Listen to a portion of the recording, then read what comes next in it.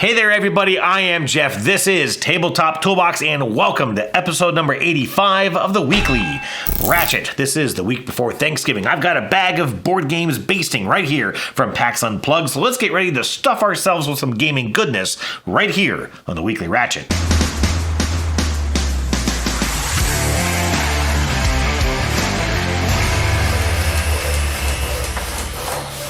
Hey there, everybody. Welcome back to the weekly Ratchet. As always, I hope you've had a fantastic week of getting to play some games with family and or friends. If you're anything like me, you may already have some friends or most likely family visiting from out of town, out of state, from wherever, as we are coming into the Thanksgiving holiday. My parents are visiting here again from Asheville, North Carolina. Now, I have, for folks who have been following, keeping up with the show, this was the end of my second week of my new job, and it's been kind of funny because I have not finished two consistent weeks yet. The first week I was doing like training online, whatever.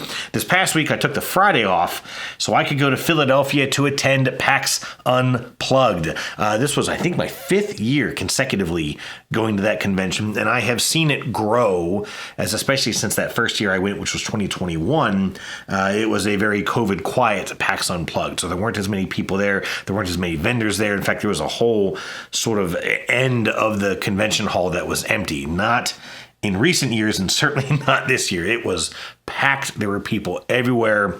I even got there a little over an hour early, and there was already a massive queue lined up, ready to get into the convention center, into the expo hall. I did get some pictures and some video. I'm going to kind of bring my notes in here to help me get through this.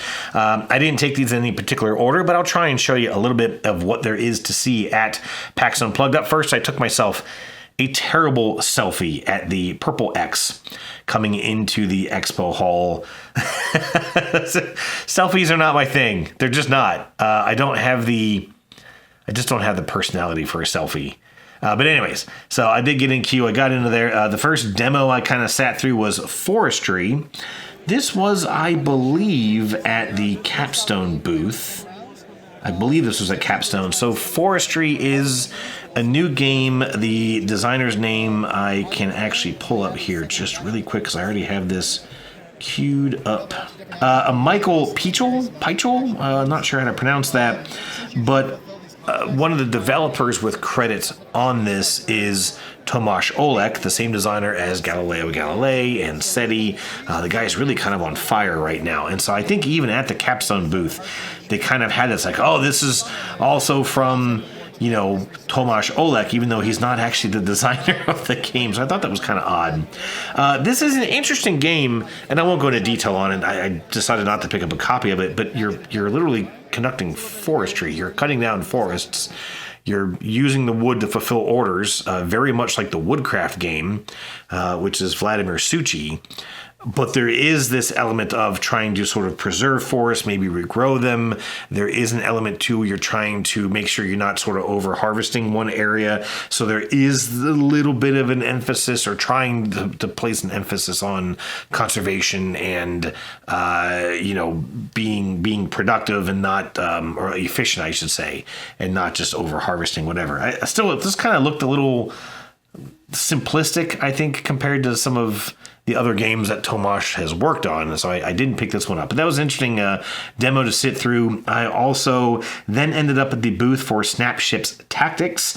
Sat through a quick demo of that game. Snapships is a tabletop miniatures game, which I have known about for years and always wanted to, buy and play and check out. I did actually then later on sit through a demo and actually got to play the game. So I'll talk about that in a little bit because we actually got to fully play the game. So I kind of have a full start to finish experience of that. So I'll talk about that in a little bit.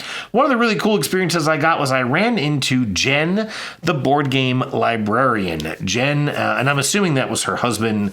I'm afraid I didn't remember his name. But Jen used to appear on Board Game Breakfast with, or I should say on the Dice Tower, and her and I were kind of on the channel there at the same time, at least roundabouts. I think I was on it a little bit longer than she was, and then of course I kind of became a reviewer for them. But I realized I hadn't seen her on the channel there in a long time. And I just saw her. She was shopping for some games. I ended up chatting with her and her husband and just had a really fantastic conversation. Now, the part I thought was kind of funny She did not know who I was, which I wouldn't expect her to know me like from this. I wouldn't expect her to see this channel, but I figured she'd at least known that I was on breakfast at the same time. I did then mention some of the videos that I did. And she's like, oh, I remember seeing that. I remember seeing that. Okay. But it was just I just thought that was funny. But we had a nice conversation. So Jen lives up in Connecticut. I knew she was kind of in the New England area. I just didn't remember exactly where. And she's a librarian. She works in a library. And one of the things that she tackled in the years past was she actually established a board game section within the library. And she said, actually, when I met her, that she's up to about 1,200 titles, which is incredibly impressive, for a public library like that. And she said, I told her, I said, I'd read stories of people who were trying to do that in a smaller scale at other libraries, and they were constantly dealing with missing pieces, damaged games, etc. And she said that she has a rigorous program that kind of quells that. And she said it works very well. The problem she has is that some of the other staff aren't as good at sort of playing by her rules in running that part of the library. But it was just a neat conversation. We talked about that for a bit. We talked about content creation. We talked about some of the challenges that we have faced with social media. And of course, being a woman in the hobby as a content creator, she has a lot of other hurdles to deal with that I certainly don't have to deal with. And so I have a lot of respect for her for that as well. But it was just a great conversation. I'm really, really glad I got to bump into her. It's always nice when I get to kind of meet someone who we've actually had a little bit more of a parallel path and not necessarily meeting someone like, I don't know, Shut Up, Sit Down or any of the Dice Tower staff, at least before I became a part of them, where I kind of felt like they're not celebrities, but you still sort of have that feeling, right? That, oh, well, you're popular and I'm not. And this, Jen was someone that we ran a very parallel path to each other. We kind of did the same things. We kind of went our own ways at about the same time. She hasn't been doing nearly as much of that content. She's not doing any video stuff anymore, just managing the library. Anyways, like I said, really great conversation. I also did check out a demo of Everdell Emerald. This is the newest Everdell coming out. And I had the lady kind of give me a pitch there at the table. And I was asking her a couple of questions. It's Everdell. You're building a tableau of 15 cards. You're going and you're getting resources. You're using those resources to buy cards. There is a new element now where the cards are two-sided, as cards are. And so when you build a card, you build it on its one side, and then there's a resource or maybe resources that you can spend to flip the card over. And apparently, as she explained, I didn't really get to notice this, but the art kind of pulls away. It's like you step back a couple of steps, and you see more than just that building, and then suddenly it opens up other actions, other things that you can do with that card. I did think that was pretty cool. But other than that, it's just the same game, right? You're placing workers, you're getting resources, you're building a tableau of cards. There are now dice on the board. They are rolled at the beginning of each round, and so they kind of randomize the resources that you can get from certain spaces. There is now Emerald that you can spend as a resource to sort of improve, I guess, various actions around the board. The thing for me is Everdell has always been beautiful. It always has been. And I tell you, the person that I want to be is the artist who is churning out these games every year or 18 months or so, making hundreds of assets for these cards, especially two-sided cards now. I hope that they are being paid well. And I have to imagine that they have an incredible process, a workflow to be able to generate that much content that quickly, presumably not using AI or other generative processes. I don't know. But I tell you what, that's got to be one busy artist keeping up with that demand. The thing I think for Everdell is I'm just tired of them making them. They're not really reinventing the wheel here. They're just pulling out little systems and adding little systems back in and just kind of tweaking the systems to do the exact same thing that the game has always done. And I imagine at some point there's going to be an Everdell that comes out that doesn't turn a profit or doesn't make as much money as they wanted, and then that'll be it. There won't be any more. Well, I take that back. There's going to be the final edition, collector's edition, right, where you'll actually get like live animals or some dumb shit like that. Only 15 backers will get this raccoon. Anyways, I'm just so torn on Everdell because the original game was so great, but they have just milked that cow to death, and I'm kind of tired of hearing about it. Anyways, one of the neat things about PAX, I've never been great at just going to these conventions and playing games. They have huge areas. I mean, huge areas of tables that you can just sit and play games. Now, of course, a lot of people are playing with their friends, but there are some looking for group flags, looking for group cones or whatever. There's just tons of people playing a ton of different games. There are people who bring their demos. They're trying to, get some play testing done there just completely on their own. There are, companies that are trying to obviously get their games on the table and get noticed by other people. There was even a group I came across playing Twilight Imperium. I thought they were insane. These tables are way too small for even a 4-player game of TI4. Plus, would you want to go to a convention and sit there in that loud, crazy, chaotic environment? The restrooms are 100 yards away and you're trying to play TI4? Rent a cabin or something, or go to a hotel. I don't know. That just seems like an odd choice to me, but hey, to each their own. And then I did get up. So speaking of play areas, I did get upstairs, and I had wanted to spend more time up there. So I did check out a couple of these games on sort of the hot games tables. They had this game, Kaluau or Kalawi. I have no idea how to pronounce this. A really neat looking abstract game. I've got to check that one out. I also saw some folks playing Sanctuary. I did also see a demo of Sanctuary that was downstairs at the capstone table as well. I don't know, man. Sanctuary just looks too plain. It doesn't look interesting.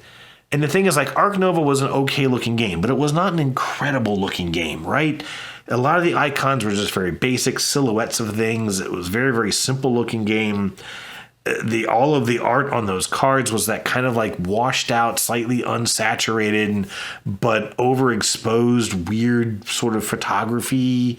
Everything just looked weird in that game. Again, it wasn't an ugly looking game. I'm not saying it was a bad looking game, but there are definitely way better looking games. Sanctuary seems to even take a step further back. It looks even more plain and basic. And I can't get excited about it every time I see it. I do want to check it out. I didn't get to play the Retreat this past year. Hopefully I'll get to play it at some point in the next year. But I saw Sanctuary. I also saw Ants. This is coming out from, I believe it's Cranium or Crania. I can't remember the name of the publisher, but they did the game Rats of Wistar. I talked about that one not too long ago, having played that at the Retreat. The only thing I'll say with Ants, I'm really interested in checking it out.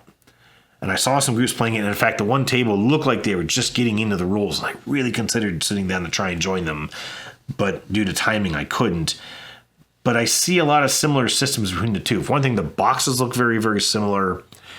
And I even looked at one of the player boards as the folks were sitting there. And the player board seems to have the same idea of the different depths of your... the one was obviously your rat's burrow, and then this one's like an anthill that you're kind of excavating. You're trying to expand into that space, presumably to score extra points at the end of the game. That's the one thing that feels a little underwhelming in Rats of Wistar, and I'm nervous that we're just doing the same thing in Ants. I'm going to try and check it out at some point, but did not get a chance to play it at PAX. And then they had this game of Politzer, which really looked pretty neat. They were really into this game, and so I didn't want to interrupt them and ask them about it, but it looked really neat. And I'm going to have to try and do some reading up on that one as well. Now, so a quick little sad epilogue to this story, and that was that I had booked a hotel for Friday night. My plan was to do some shopping on Friday, hopefully run into some folks. I did get to see Omar Hernandez very, very briefly. We didn't get to play anything. There were a couple other friends who I knew were there, but they were either demoing stuff or running tables, and so I couldn't really hang out with them until later in the day, which was my plan, until I realized that I had actually booked my hotel for the last weekend, for the previous weekend. I was checking different places, I was checking different rates, I was kind of all over the place on my tablet, and at some point must have reset the dates and booked the place for a week ago.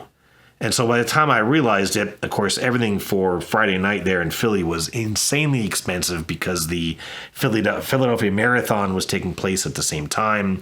And so everything was booked up solid. There was a hotel that was an hour away in Jersey. And I just said, no, I'm not going to spend more money since I already wasted that money last weekend. I didn't cancel it, so I know I paid for it. I decided to go ahead and cut my losses and head for home that night, which was a bummer. because I did want to, like I said, I went upstairs. Last thing I did was I kind of checked out that hot games room, and I was like, man, I'd love to try and stick around and play some of these games. It wasn't going to happen. So unfortunately, it was another one-day trip to PAX Unplugged, but I did get some nice stuff. And speaking of which, let's talk about some new games.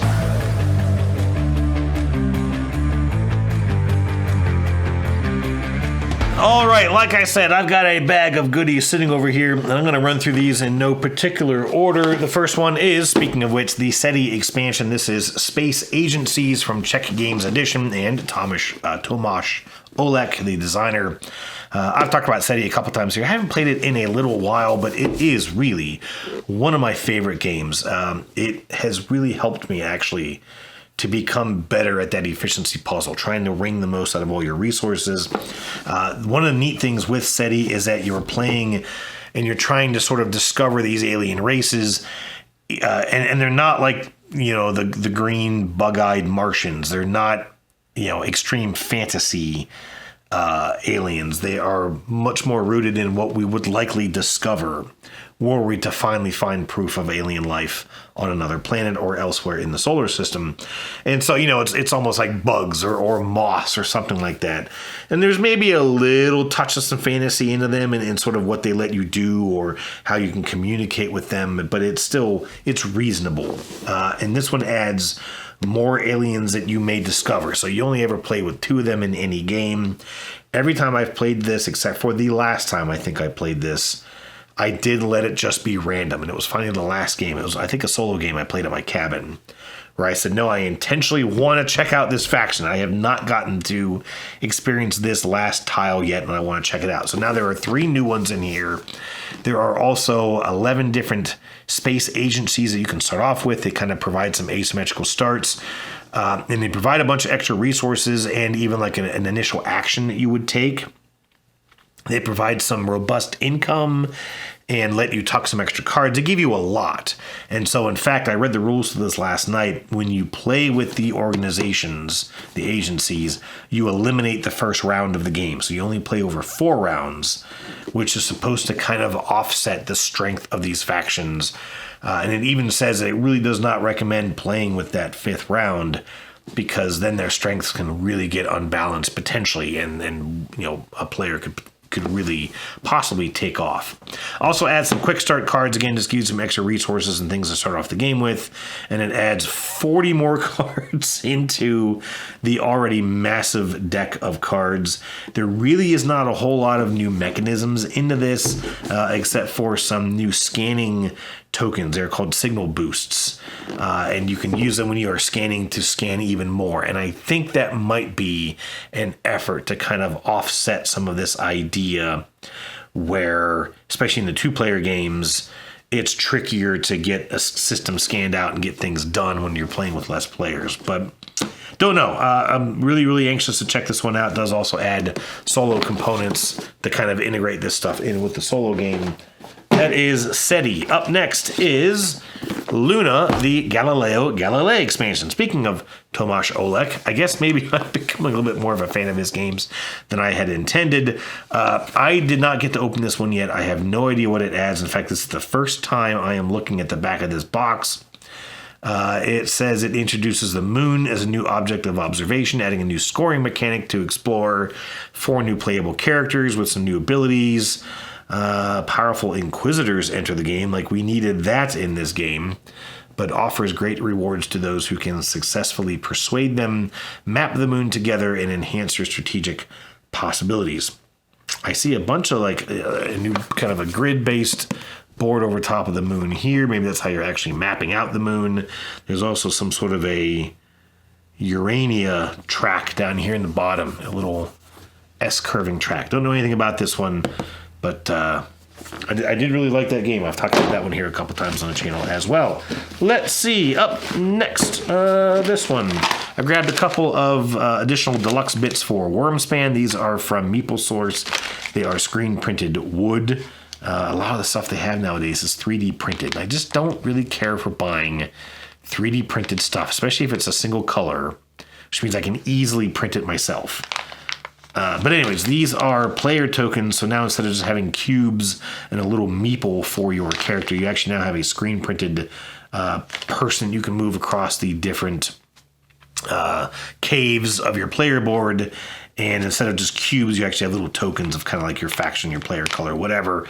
And it does also have a ridiculously oversized first player token. You might be able to see it, this giant dragon thing, and then there's another dragon round token tracker thing, whatever. Don't know if I'll use those. They're a little ridiculous in their size and scope and scale, but I do love that game. So more upgrades for that. Up next, I purchased Point Galaxy. This is from Flat Out Games and AEG. This is the third, I was going to say sequel. I don't know what comes after sequel. Someone can tell me.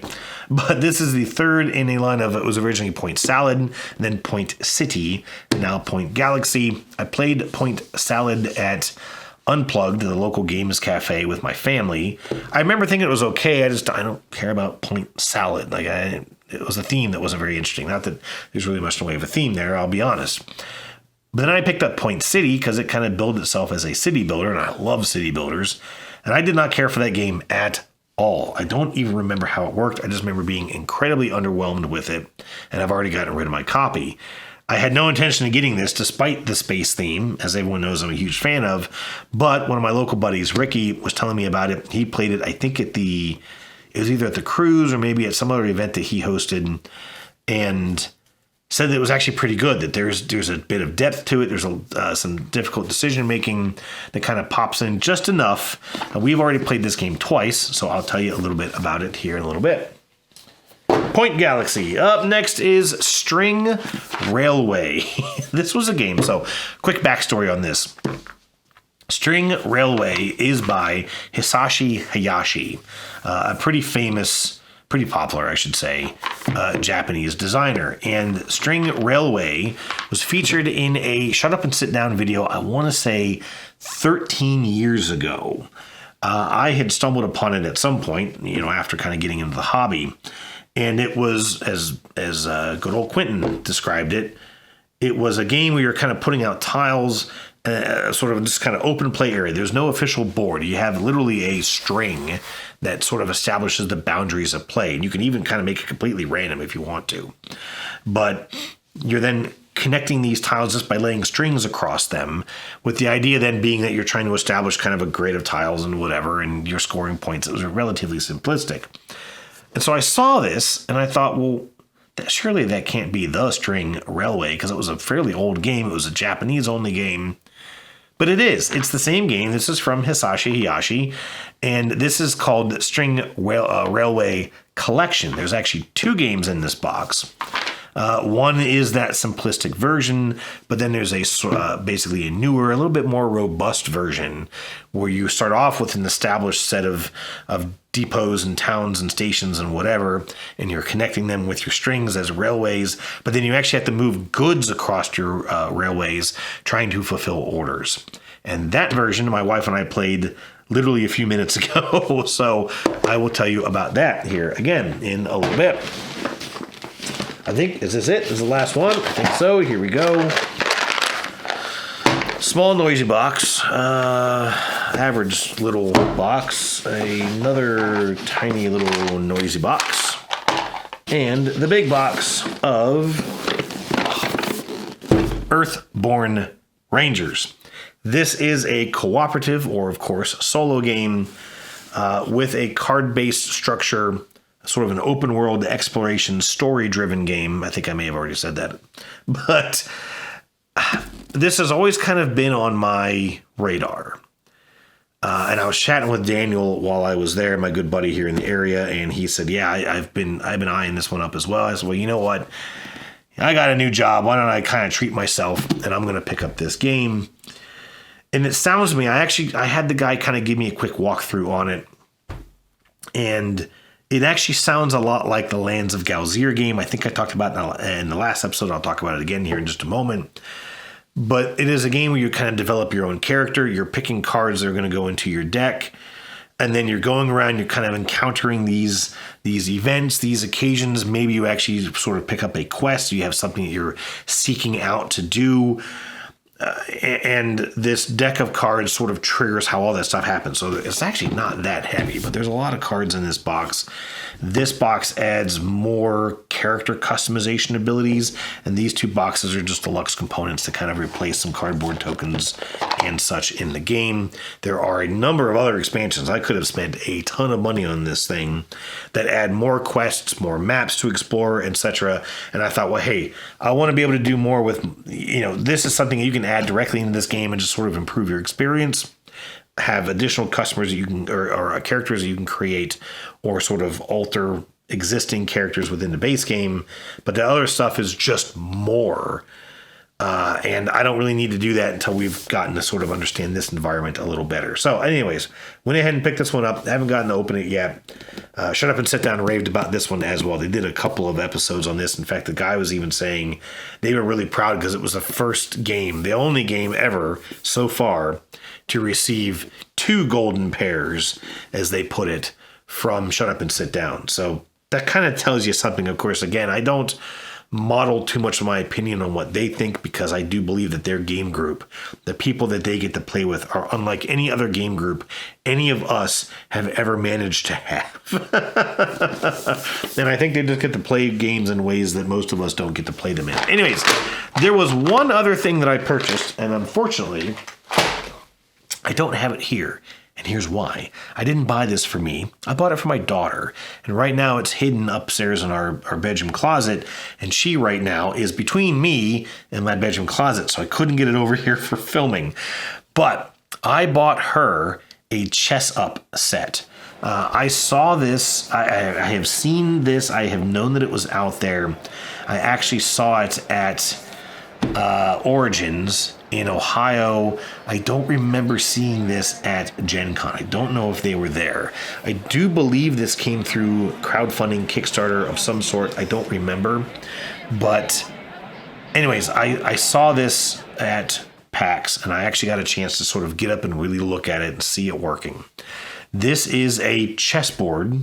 Standard chessboard, black and white spaces, standard looking pieces, your sort of traditional chess design, nothing outlandish, which was, I would love some deluxeified pieces, but for what this does, it's fine.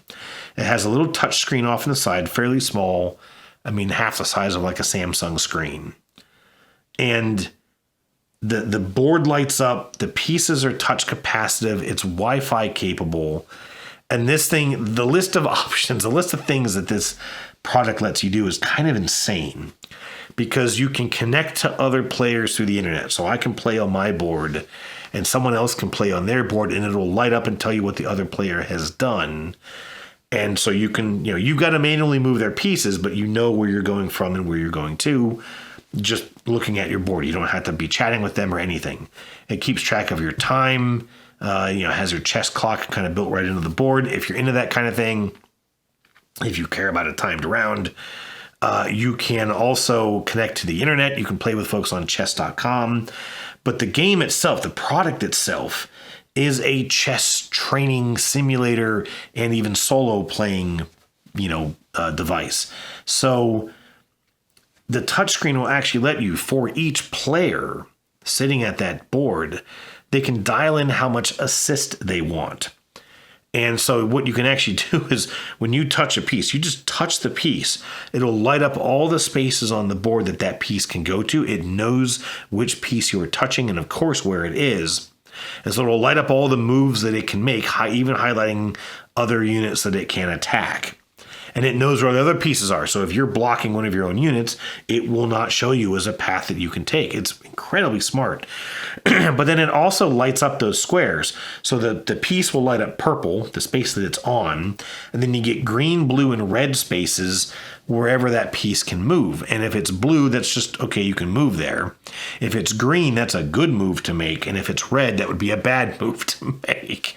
And it's really, really neat because you can dial it so that it'll tell you that, or you can set down that assistance that maybe it only shows you the good moves, or maybe only the bad moves, or maybe it just shows you where it can go. And of course, eventually, you don't need to have any assists at all. But that way, and I'll be honest with you, my daughter is better at chess than I am, most likely, I would assume. And so we might even play it with her assistance set down a little bit and mine set higher. And that kind of helps level the playing field. Now, of course, even what I watched some folks doing is they would just touch every piece until they'd see a green square and make that move. And at that point, you're kind of just letting the device play for you. But you can also then use this to, there's an app that you can add to it, and it'll kind of train you in some of the strategies and tactics and the moves of chess. You can also play against the board itself, just basically play against an AI. You can, of course, set the difficulty, and you'll just make the move, and it'll show you what move it wants to make, and then you can just play against the computer. This thing looks fancy. I was incredibly impressed with the speed at which it reacts. You just touch it, immediately the board lights up. I also really like the fact that when you would make moves, even if you had the assist turn off, the little screen would kind of pop up, good move, or okay, or whatever. And it would even kind of mock you just a little bit. So the one player made a move, the whole board kind of flashed in red. And then I don't remember what it said off in the corner, but she even kind of laughed because it was like, yeah, the board literally just said, wow, that was a bad move. And then a couple of the moves that I saw, the guy made a move and it pops up, mistake? Did you mean to do that? And I just thought that was so cool. I don't know if you can like undo moves. I don't know if you can turn off the timers. I don't know how much you can customize this thing, but just based on what I saw, it was very, very impressive. It was also quite expensive. And I got my daughter the board. I got her the carrying bag. I got her some extra pieces that you can use to promote a pawn that might make it to the other side of the board. I can tell you, I don't think I've ever done that in an actual game of chess. But I know it's a thing, and I have some extra pieces so that she can make those upgrades. I think it has like 3 queens for each color for those promotions. And then I also got a checkers upgrade, which is what I'm more likely to play. And I'm assuming that they still work the same way, that it'll kind of tell you what moves might be good to make, etc. I don't know. It's kind of an add-on. And of course, it's just black and white pieces for that as well. But anyways, I got her this. We're going to give it to her for her birthday, which is Christmas Eve, for folks who don't know. And I think she's going to be incredibly excited about it. My only concern is that, A, she's going to want to take it to school, and this thing was way too expensive to go to the school. But also, what I'm more worried about is that she's going to show her friends. Her friends are going to want them, and their parents are going to be pissed at me. We'll see how that goes. Anyways, that is all the new stuff I picked up at PAX Unplugged. So let's go ahead and get to question of the week.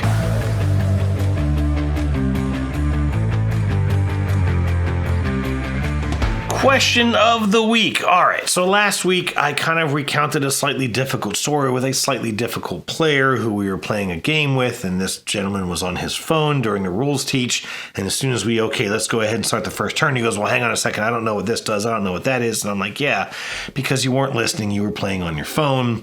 I didn't say that then. I waited until a good hour later when he was still asking us questions for things we had already covered, that I kind of lost my cool a little bit and scolded him for not listening, not paying attention, and asking us things that we've already covered. And so the question I asked was, have you ever had an experience like that? How have you handled that? And sort of what have you seen in the past? Couple of good answers here. A lot of them talking about phones. Up first was L, a first-time poster. Said that they too hate phones at the table, but tend to stay quiet about it, simply pointing out to them when it's their turn.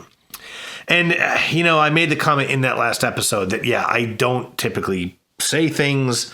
I tend to kind of bottle it up, but this had been kind of going on for several rounds with this gentleman, and I did unfortunately just kind of lose my cool. And I think as I kind of made that comment then, like I do kind of feel like, listen, to some extent, do we maybe have a responsibility or an opportunity to say, hey, look, you really need to think about what you're doing. You need to, correct your behavior. You're dragging down the experience for other people. This is who you are, and this is how we are interpreting you. And I don't think that's the impression that you want folks to have of you. Unfortunately, I don't think I got that idea across. He got very, very defensive. He got very, very sarcastic, and just kind of finished up the round and then the game and left. And I kind of almost wish that I had pulled him aside and said, look, like I said, this is why I had this reaction. We're all a little upset with you. I mean, you stepped away for a little bit. We were literally sitting here talking about you. Is that what you want? Because that's what you created. And again, giving those people a chance to sort of go home and reflect like, oh, maybe I was in the wrong there. Maybe I need to kind of change the way that I approach those situations. I appreciate that, hey, look, I don't want to cause a commotion. I can appreciate that. I typically don't either. I'm not confrontational, but I'm sort of weighing that, right? Like, is there a benefit to saying something? Thanks for chatting here on the channel. Ty McDonald also shared a story about players being on their phones and how he politely asked them to give him just a few minutes of attention because it's harder to teach distracted players. And as a result, they ended up playing a different game because it turned out those players admitted that they were distracting themselves because they didn't feel interested in the game. I can understand how that happens. But I would still tell those people that they're being awfully disrespectful. Like, okay, if you're not interested in the game, excuse yourself in a table. Like, hey, you know what? I appreciate this. Just doesn't sound like the right game for me. I'm going to step out. And then maybe that gives a chance for folks to say, oh, well, hey, you want? Maybe we could try something else. Is anyone else feeling that way? Let's pick a different title, as opposed to just sort of surrendering yourself that you're not going to enjoy yourself and being disrespectful. Disrespectful by being on your phone. There's still a better way for them to handle that. But I can appreciate that. And I think that's nice when you can have that conversation and say, oh, well, then that's fine. Let's play something different. I think we've kind of all been there. And that's a much better outcome. Nell shared two stories. One of a fellow gamer who often uses their phone between turns because they struggle and get frustrated with downtime. So using their phone actually keeps them calm during longer games. And another story of a player who kept asking to have rules re-explained, only to then convey that they had very little board gaming experience and were in over their head during a play of Galactic Cruise. Now that actually brought up an interesting way of kind of looking at things. And I will say that there are certainly times that I kind of pick up the phone, I kind of check, okay, see if my wife messaged me or what time is it or whatever. I mean, I won't go out and like watch YouTube videos. I might death scroll Facebook for a minute or two, although I try not to do that as a general rule of thumb. But that comment of someone who's like, look, I get stressed or I just can't sit still. I can't, just be bored, which is kind of that's a mental health issue, honestly, a lot of people deal with. They can't be bored.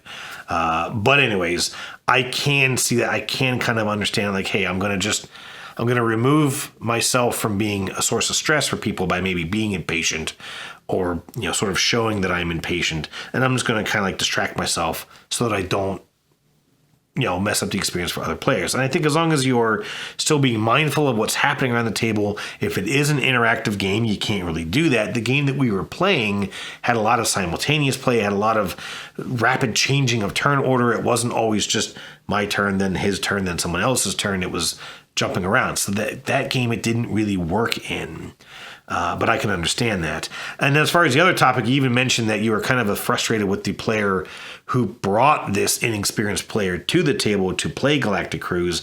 I can certainly understand that as well. The only thing that I try to do there is I'll tell people straight up, like, this is a very, very heavy game. Are you all very comfortable with a heavy and long and challenging game? If someone's like, well, I'm kind of new here, then look, I really recommend that you don't pick this environment to play that. This is not a good way to get into a heavy game like this. Maybe your friend can teach you this. Talking is challenging today. Maybe your friend can teach this to you at a later time. Maybe it'll just be you and them, and you can kind of, focus a little better on what you're doing. That's tricky. And some people, I think, gamers see that flashy, that big board, and all these people, oh man, I really just want to check this out. It's really, really hard. I'm sure I can figure it out, when they kind of know that they probably shouldn't, But it's not to say that there's games that folks can't play. It's just there's a right time and there's a wrong time, right? I think we can agree with that. Rentless said that he's very non-confrontational and is very fortunate to have a good gaming group that doesn't have these kinds of issues. Yes, I would say you're quite fortunate for that. But again, I do completely understand. Like there may be folks who are just going to weather that.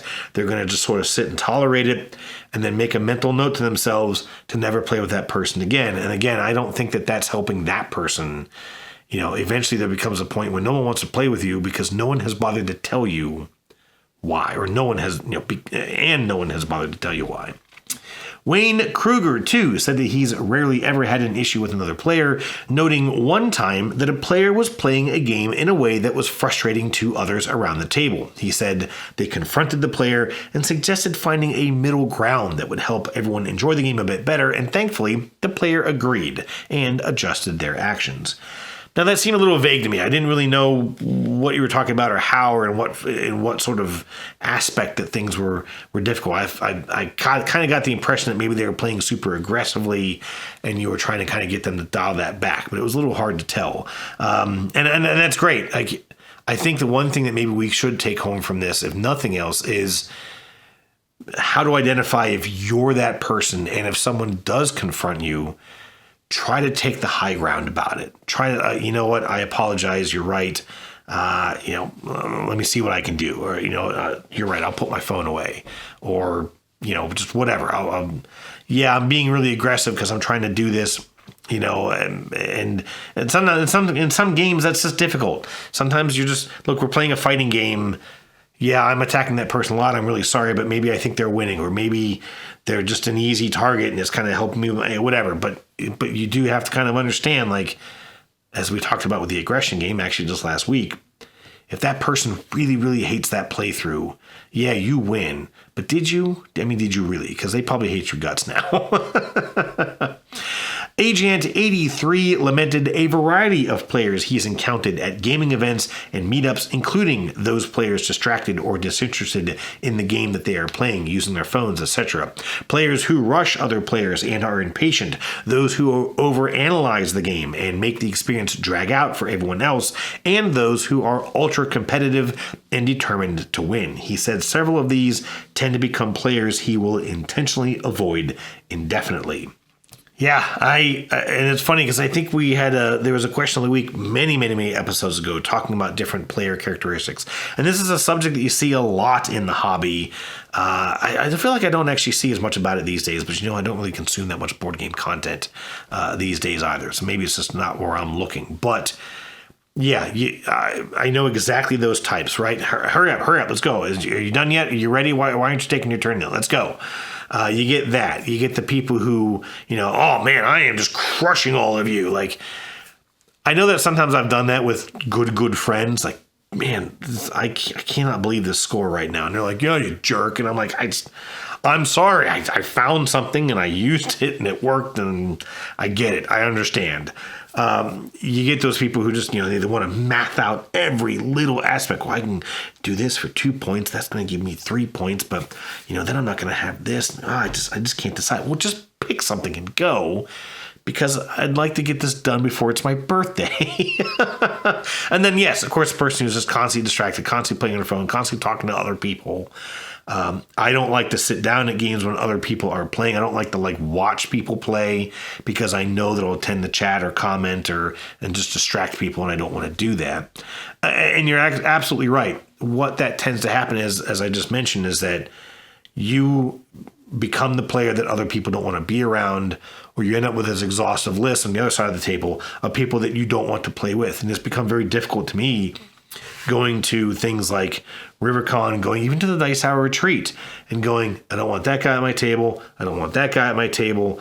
That person drives me crazy. And it's difficult because they're sitting down playing a game. Oh, I really want to play that game. But I'm literally weighing, is the excitement that I had to play that title worth the frustration that I know I'm going to deal with because of one or two of the people sitting here at this table? And oftentimes the game loses, and I'll catch it later. I'll play it some other time or something.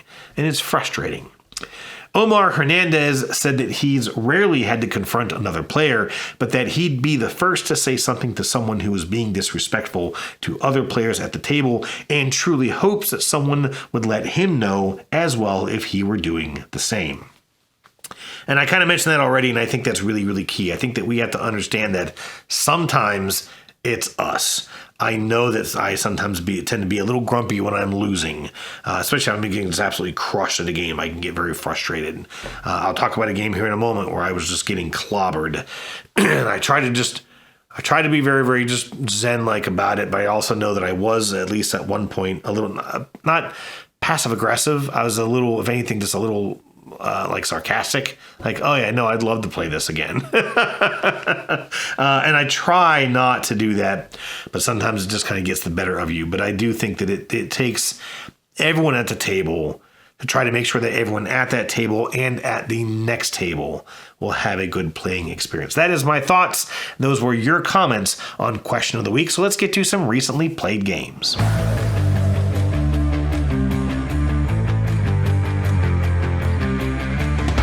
All right, I know that we are getting a little long in this episode already, and I know that I can tend to talk too long now in this segment. I'm going to try and correct that with these next 4 games. The first one, I forgot to bring the box over. This was Lands of Galzir.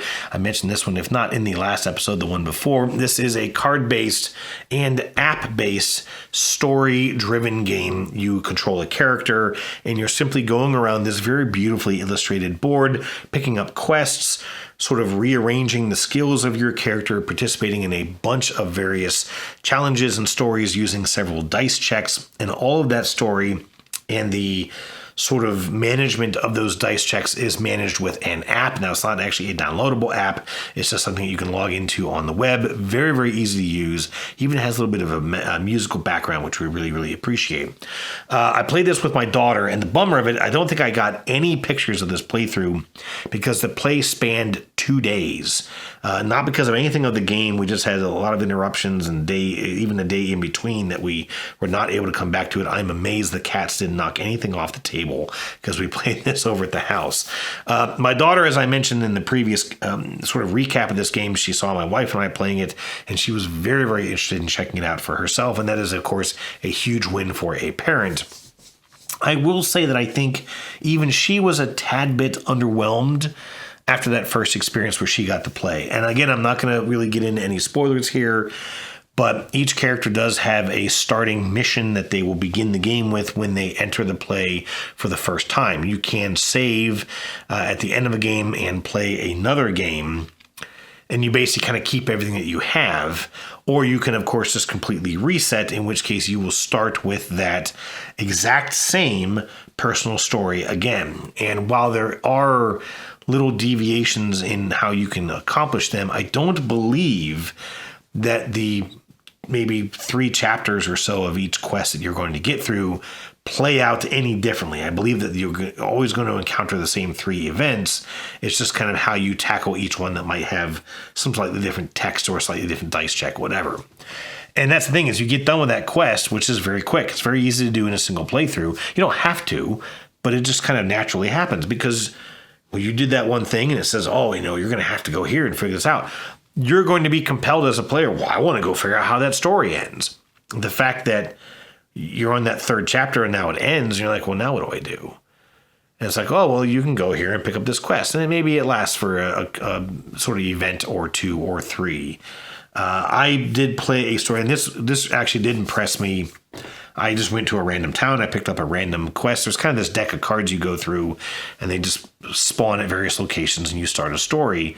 And this one actually added something to the game. There is now something that is present. It is going to happen when we set up the next game. The couple of cards will tell you how to set things up. I'm not going to explain any of it. I don't want to spoil anything. But on the other hand, I found out as I was reading through those setup cards that the one card says, if this was out at the beginning of the game, if you started the game with this card in play, discard this card at the end of this game, which means that whatever it was that I found and sort of started, we got to play one game with it. We will play the next game from start to finish with it, and then it will go away. And if we play the game again, it will not come out. It did seed the starting card to that sequence back into this deck of cards that you will get through, but that deck is a good, I would say maybe 15 or so cards thick, and you always draw from the front. So it will be several plays before we ever come back to that event and get it back into play. Some of the things that I've come across kind of said, well, hey, this is about to go away. Maybe you can pay some money or do something to keep it in play. I don't see that with this particular event, which is a little bit of a bummer. So I really, really do like the game. And we finally, and I won't dwell on this anymore, I promise, but there are tags on some of these cards that you have various items or people who are accompanying you. And sometimes when you go into these quests, I mentioned this in the last episode, it may say, do you have this tag? And it's just a text, a single word on a card. And if you have it, you kind of get a special thing that you can do, a quick solution to the challenge at hand. And in the previous play, never ran into any of these for the first 3/4 of our second game, never ran into any of these. I finally got into something, a separate story after I had created this other thing on the board, and it said, do you have a ranged weapon? And I was like, I do. And so I got this awesome solution to that problem. And then in the very next event, it said, do you have gunpowder? I do. So I got this great solution to this thing. And it was really kind of neat. It was really kind of fun because it highlights that outcome and it kind of glitters it with little stars. And so that thing that you can use that item to accomplish, and there's no dice check. You just immediately succeed. At least in the 2 that I encountered. I'm assuming that you would immediately succeed if you have that tag, but I don't know that they all play out the same way. I just wish that this game was more robust. I wish that you could actually there was almost a little bit more legacy, that now that thing that we found would always be there, that maybe that quest of my sort of personal ambition would play out over multiple games more than it does. I really like the system. I like everything that this game does. I just want more of it. And I really wonder if Earthborn Rangers is going to give me a bit more of that. I'm very, very curious to check out that game. But this was Lands of Galzir. That was the only game I played in the past week.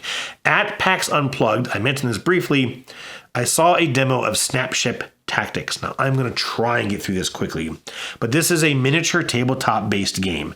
It is sort of influenced, if you will, by the game of X-Wing, which also had a game called Attack Wing. Both of these, I believe, were fantasy. No, they were WizKids games. I believe both of them. It's possible that X-Wing was Fantasy Flight, and feel free to correct me in the comments. I don't remember. But X-Wing was, of course, a Star Wars-based game. Attack Wing was Star Trek-based. And I made myself never buy any of the Star Trek stuff, as I'm a huge Star Trek fan. But this is a game where you have got a ship on the table. It has a base. The base has a couple of markings on it, usually or basically a compass kind of directions. And then you've got little templates that you're placing around this base to help you make your movements, to help you turn, to help you point different directions. You've also got range templates that you're using. And again, that sort of compass on the base will establish your firing arc, the range that you can attack at, etc. And so you're going to be moving these ships around this board and attacking each other. Essentially, that's it. There, to make all that work, you've got this sort of console of little trays in front of you. And with this particular game, these ships snap together. They are basically a toy. And I believe that, or I know that the toy came out first. What I don't know is, did the toy came out and then they decided, let's make a game? Or did they always make the toy with the intention of eventually adding on a game? I think it was the former. I think that the toys are out, and then maybe even a different company said, hey, let's build a game around these toys. Because I do know that the toys even came with originally a different base that just would sit on it, didn't have any of these markings. And it also even had little figurines, even like little trucks, little vehicles that could kind of support this. There was even mechanized movement, so you could get these mechs that you could use as these toys. And again, there was no game. It was just a toy. Some of that stuff does not now work with the ships. The actual Snapships Tactics game just uses the ships. So the mechs, the little figures, they don't apply anymore. And I don't even know if they're still being made.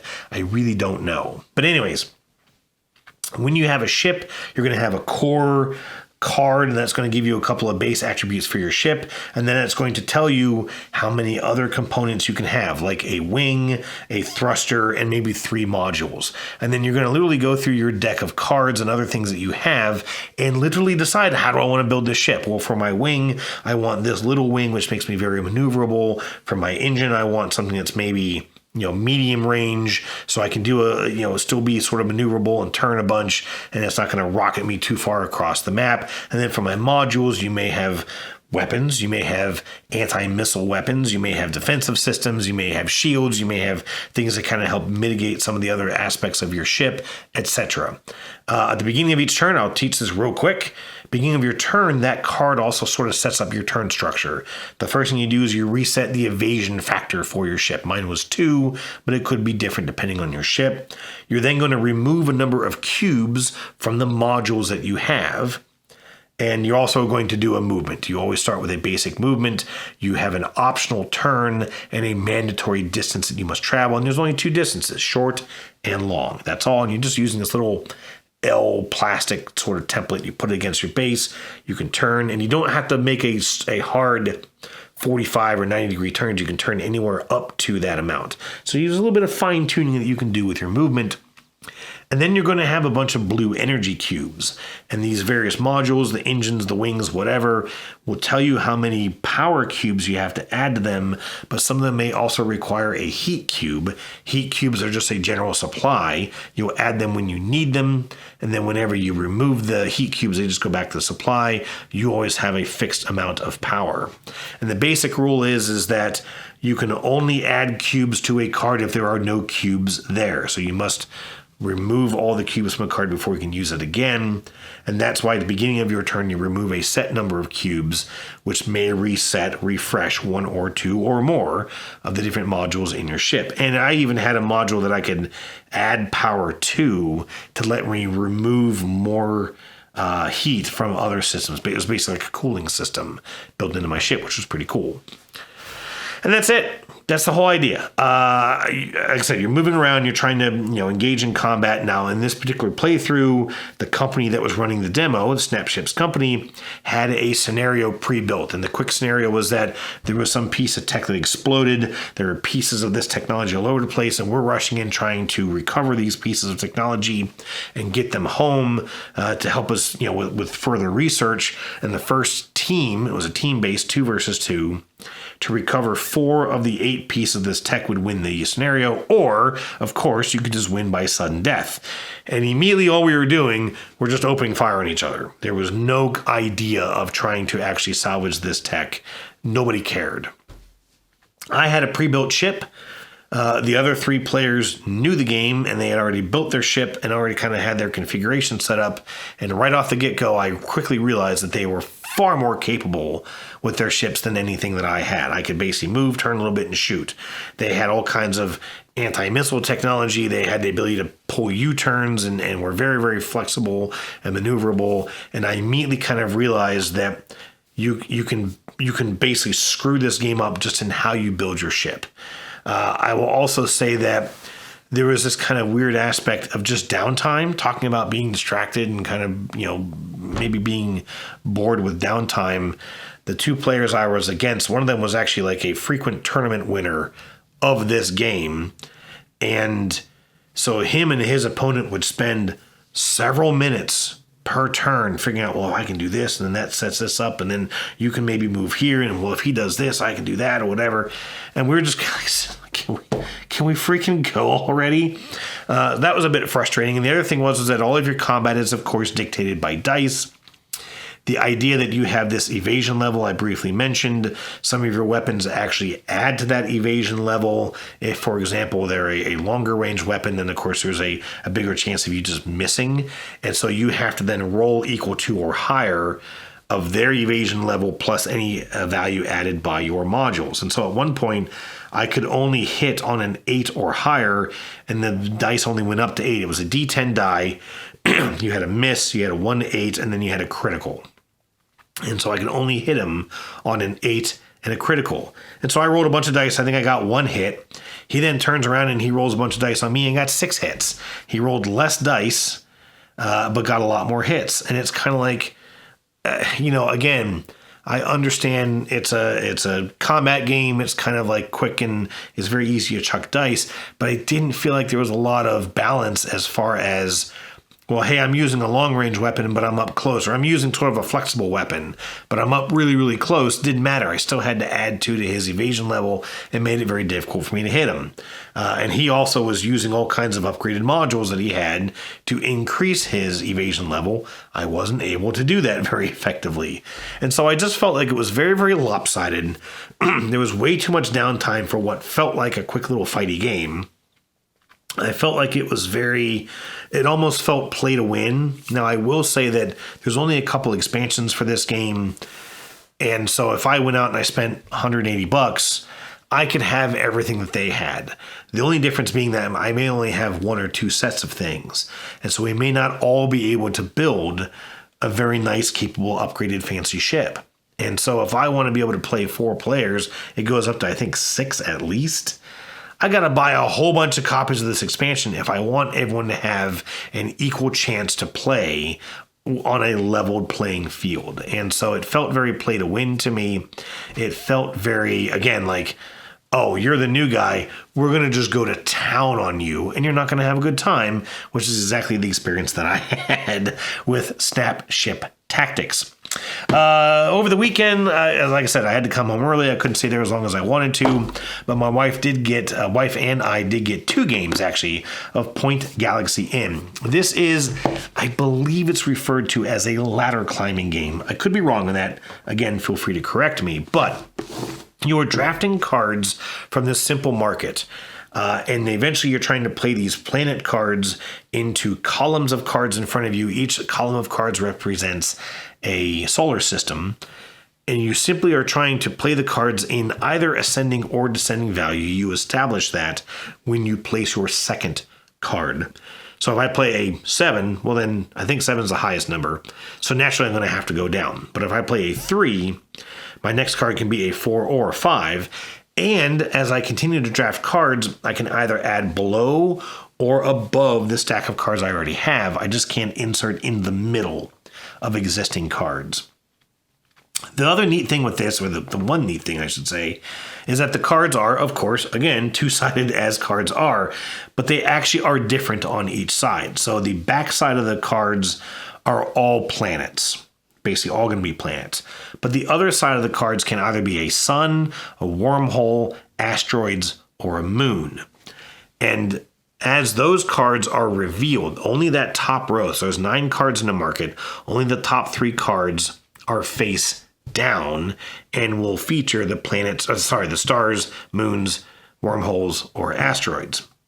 And then as cards are drafted from these 6 cards below, the top cards flip over, they become planets, and you can never flip them back, at least as much as we can tell. There's nothing in the rule book that I could find that says you can still pick which side of the card you use.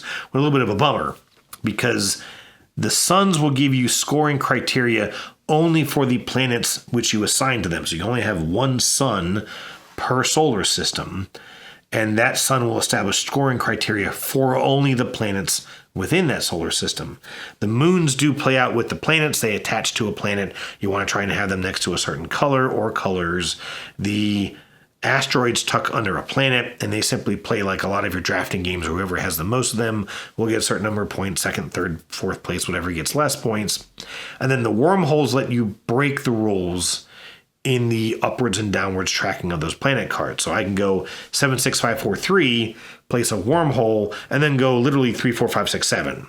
However, each solar system is going to score at the end of the game for each uniquely numbered planet within. So if I go 7, 6, 5, and then I play a wormhole and I go 5, 6, 7, I've only got 3 unique numbered cards in that solar system.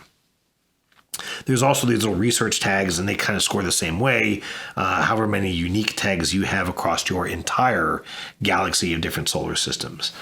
And then the only thing with this I'll mention just real quick, I don't want to get too deep into the rules here, although I've covered most of them already, is that I think it comes with 140 cards, maybe even 160 cards, I don't quite remember. It's 140, I do remember. But then you're taking out a number of cards based on player count. So literally in a 2-player game, you only use 59 cards. You have to remove 81 cards from the box, which then means you have no idea what the distribution of cards is going to be. You have no idea, like, okay, I'm going to take that moon. It wants a pink planet and a purple planet. I'm going to put it next to a pink planet, which means I need a purple planet next to it, and it has to continue that numerical order that I'm already working on. I hope to hell that I'm going to find a purple 2, but there may only be a certain number in the box, and maybe none of them actually came out into our current playthrough. The other thing I find a little frustrating with this is that, okay, it's my wife's turn. I'm looking at the market. She hasn't taken anything yet, and I go, oh, I can take that moon that's up there in the top, and that's going to go here really well. Okay, I kind of know what I want to do. She doesn't take it, but she takes the card beneath it, which means that now flips over and refills that spot in the market, and now that moon I want is gone. I can't take that card and flip it back over and use it as a moon. And so it's one of those games where you have to literally wait until it's your turn to even look at the market. Don't even bother looking at what's out there, because the chances of it still being there when it's your next turn is very, very low. The two-sided aspect of the cards is really neat. That idea of, the backs of the cards are equally as useful to you as the front of the cards, and trying to look at it. It is one of those games where you're literally trying to min-max every one of your turns, because, well, I can take that planet that goes here. That's only going to add me 2 points, but if I put this moon here, you also get to draft 2 cards in your turn. I should mention that. And so you're looking at, I can take these 2 cards. They may give me 4 points, but if I take these 2 cards, it can give me up to 8 points, but only if I get one of these. There are also some rocket tokens that you set out in play at the beginning of the game. There are rocket little symbols that show up on some of your cards. And when you get multiples of 5, for every multiple of 5 rocket symbols on your cards, you get to take one of these rocket tokens, which provides additional endgame scoring. And so again, like, you're trying to consider towards the end of the game, when you have multiple suns you're trying to score, you have multiple research tags you're still trying to get, you're still trying to track the numbers you have across these different solar systems, you're trying to track the rocket tags you already have, and maybe additional ones you might be able to get before the game ends. Towards the end of the game, there are so many things you're trying to manage, and it is still point salad like that original game. The first playthrough we didn't really love. The whole drafting mechanism was really kind of frustrating me. Like I said, watching the cards go away before I could even have a chance to get them, even in a 2-player game, was really frustrating. But I also my wife got a rule wrong with the moons. I actually got the rule wrong with the scoring of the research tags. And I also forgot to take pictures. And so I said, well, hey, listen, can we try this game one more time? Again, just a few hours ago.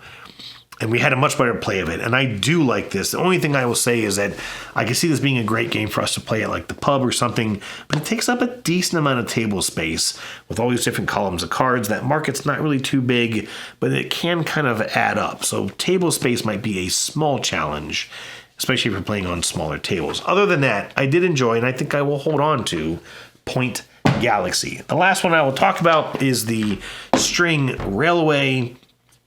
I already kind of prefaced this. We played the cubed version of this game. You're going to place out a number of these tiles. You've got various depots, and it's going to be really hard to see in these pictures. I just know it because the colors in this box are they're just similar in shade, so nothing really stands out to you. But you've got a couple of depots, one of each color, and they each mean a resource, but I don't remember what the resources were. There was green, there was kind of like a brown, which was wood, there was yellow, which was grain, and then there was a white, which was sheep wool. I think green may have been flowers or plants or something, and then the other one was gray, which may have been stone. I don't really remember. And then you have an order card. And then there are going to be various stations. As these tiles get placed out, you're putting cubes on them of those same 5 colors. There's also a 6th color, which is purple. And then you've got an order fulfillment card specifically for those purple cubes. So basically, on your turn, you will lay out a single string of railroad track. You have 4 short strings and a 5th very, very long string. It's 2 or 3 lengths of the short strings. You lay out 1 string at the start of your turn, and the ends of that string have to touch a tile. If you're lucky, you can lay it across multiple tiles. and connect multiple train stations with one string. And then you get a number of action points that you can use. And then action points value is based on your current train level. And one of the actions that you can take, spending action points, is to upgrade your train. You start with 3 action points, you go all the way up to 6 action points. And the first upgrade costs you 1 action, the one costs you 2, the last one costs you 3. I'll come back to that. I'll try to remember. And then you can use these action points to move cubes along your strings. Each cube that you move to each subsequent station is an action point. So even if you have a train that connects multiple train stations, it's still 1 action point for every station along that route. But if you get a cube to a station matching its color, you then take the cube that's worth points to you at the end of the game. For every set of unique colors, you're going to score an increasing number of points. So like if you had all 5 cubes, that was 15 points. And then it was like 12, 10, 7, 3, whatever. I want to talk real quickly about the purple cubes, and I'll go ahead and get into my thoughts on the game. The purple cubes, they come out like any other cube. You have one station that you get to place yourself. Every player has one station that they can place out onto the board. And then there's actually a disc of each of those, or 4 of the 5 resource colors that you can assign to that station. So I'm going to put a station out and I'm going to decree that it is a gray station. And now all of a sudden, that is another place that you can ship gray cubes to. And it doesn't have to be just me. Any player can still connect that station and deliver those cubes. But it also is a purple station, and so it ultimately becomes the final destination if a purple resource cube comes out. You have a card in front of you that shows 3 possible routes that a purple cube can take. The shortest route is going to say, well, that purple cube has to leave any station, and then it has to go to a red station, and then it has to end at the purple station, which may have been mine, even though I put the gray cube or the gray marker on it. But if that's the route that I take, I basically get nothing. I don't keep the purple cube, and that card just gets discarded as a completed order. If I take the middle route, it now has to visit 2 different stations in a very specific order, maybe a yellow first, and then a red, and then to the purple station. In that instance, I get to keep the purple cube. The card still goes away. That purple card becomes a wild resource to help me fulfill another unique set of colors. The best option is going to 3 unique stations. Now again, you have to leave a station of any color, arrive at the first color on that track, then go to the second, then go to the third, then go to the purple station. You can visit other stations along the way, that's fine, but you have to start at a different station, hit those 3 colors in order, and finish at the purple station. And you do that to, again, keep that purple cube, and then you get to flip the order card over, and it's worth whopping 5 points. That's it. The challenge is, I think, is that at 2 players, you have this large string that makes your outer border. You can see that in these pictures. You also have a mountain string that comes out. You just kind of toss it out onto the play area, and that's a mountain in the middle of your play area. The sheep farm goes to the top of that mountain. We're not actually sure from the rules if building a train track up that mountain costs you an extra action point. The rules say that if you cross an existing string, or a previously placed string, it says, with one of your train tracks, you have to spend an extra action point. We weren't sure if that mountain tile counted as a previously placed string. We didn't do that for this game because I forgot to, but I think going forward we might play with that rule. But because it was a 2-player game, we only had 1 depot of every color and then a bunch of just random station tiles out there that do nothing. You can, as one of your actions, spend an action point to just randomly place 3 cubes onto a station. And if you're lucky, there'll be colors of a cube or of a station that you're already connected to, and you can just deliver them to get some extra, cubes. But if you're not lucky, they're not going to help you at all. And of course, you're going to be using action points to move those things around. But you're really distracted by the fact that you're trying to fulfill this purple card order, because if you don't, it's -2 points at the end of the game. The other thing that was really weird with this, as I said, you get a certain number of action points. You can get more action points by spending action points to upgrade your train. However, I was very quickly able to do the math and determine that if you spent your first turn of 3 actions to upgrade your train twice, then used your first turn of your second round, or basically the first 3 action points of your second turn, you only get 5 turns in the whole game, to make the final upgrade, you would get exactly 21 actions to use, or action points to use, for the rest of the game. That would be the maximum number of action points you could ever get, would be 21. If you started the game at the second level, which is getting 4 action points, you would then get 20 action points for the entire game. You completely do away with the upgrade action completely. So it was like, if you don't use those action points at the beginning of the game, you very quickly get to the point where it's actually counterproductive. I did the math very quickly in my last 2 rounds of the game. I was like, well, I can go ahead and upgrade to the final train value, which would give me 6 action points.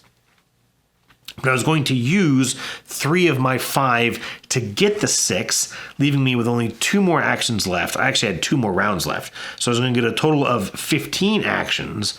But if I just stayed at the 3rd level, giving me 5 action points, and I know this is so exciting to listen to, but I was going to get 18 actions or 20 actions instead. So I was like, I can get 18 if I upgrade, or 20 if I don't upgrade.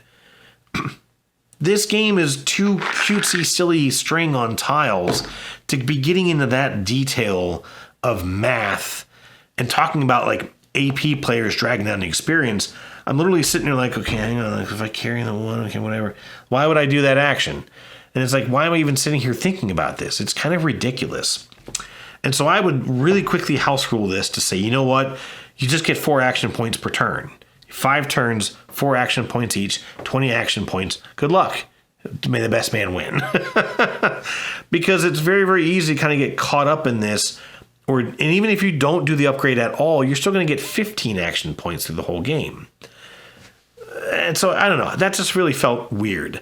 The other thing was that at this lower player count, as I started to say, we only had 1 depot of each color. We had these extra stations that really didn't do anything. It's actually best if you don't connect to them, because then again, you can move goods quicker if you have less stations that you're trying to hit. Your action points go further for you if there's less stations in the way.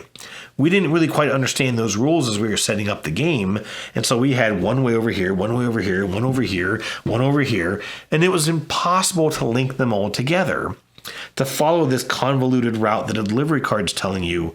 And we didn't really understand why. Why does this good care if it's visiting a grain field and a stone merchant and a sheep farm? Like, why does it care if that's the route that it takes? It just didn't really make any sense.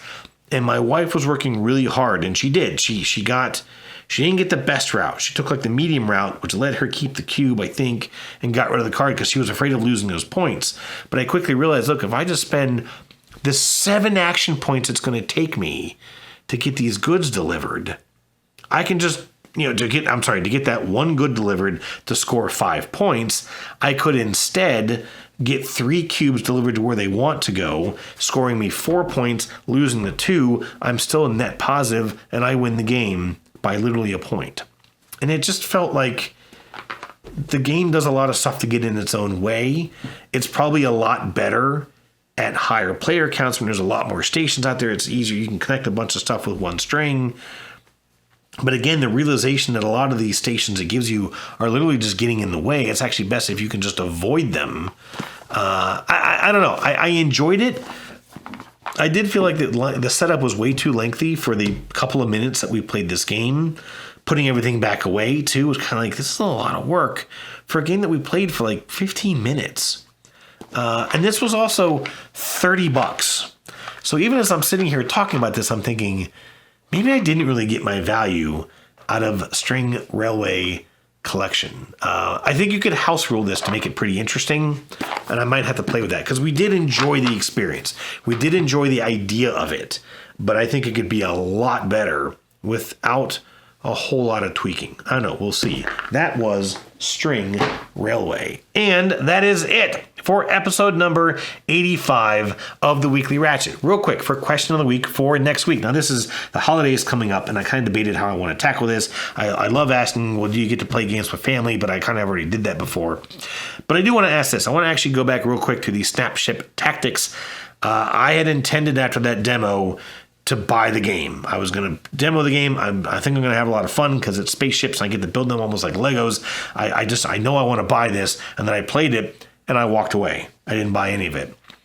I did maybe order some of the older toy sets off of Amazon without the game, just the chips I could play with. But here's the question. Name a game that you have completely avoided purchasing because you know that you would never get your money's worth out of it. That is the question of the week for next week. I think I'm going to get some pretty fun stories out of this one. Thank you, folks, for watching. Thank you for your comments. As always, apologies for my inability to speak today. I really don't know what's going on. I hope you all have a fantastic holiday week coming up here in the U.S., and I will chat with you the week after. Cheers.